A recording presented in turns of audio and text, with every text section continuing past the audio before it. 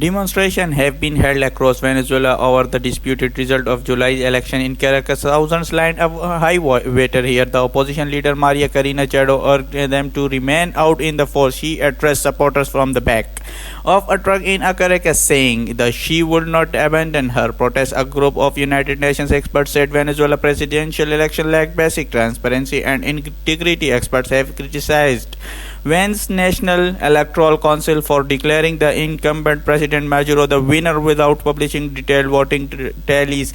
On Friday, the Organization of American States meeting in Washington adopted a resolution calling on Venezuela to publish comprehensive details of the results. Well, Machado had this message for her supporters: "We will not leave the streets. We will use intelligence, preparation, resilience, boldness, and we will do it peacefully because violence benefits them. We do not attack other Venezuelans." A short time ago, I spoke to her campaign manager. "I think that today was an amazing day for the Venezuelan opposition, for the Venezuelan in general. In more than 300 cities, Venezuela went to streets to show to the world that we have the proof that the truth is by our side and Maduro committed a fraud and that we won the election. So the real elected president of Venezuela is Edmundo Gonzalez Porilla. Right now, this is different because we have the majority of the country. We have the proof and we have the support of the international community, especially of the democracies of the world." But Nicolas says he won 52% of the vote, so he is lying. He committed a fraud. The UN and the panel of experts of the said that also the center or the Carter Center shows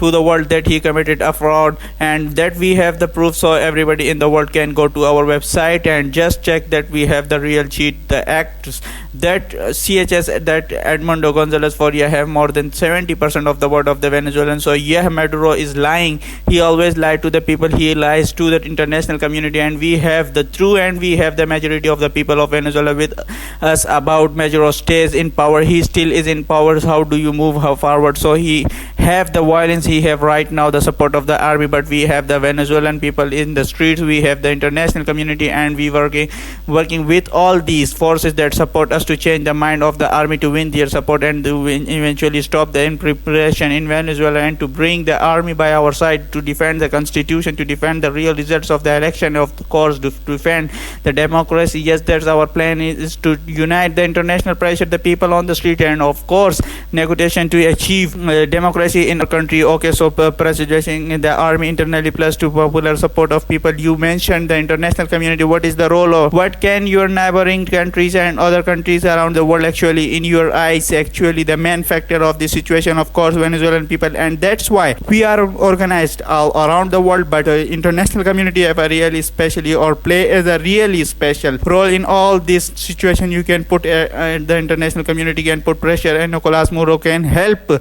to start some negotiations with the government, and of course you can use, or the international community can use different diplomatic tools to help us to convince the army to support. Thank you so much.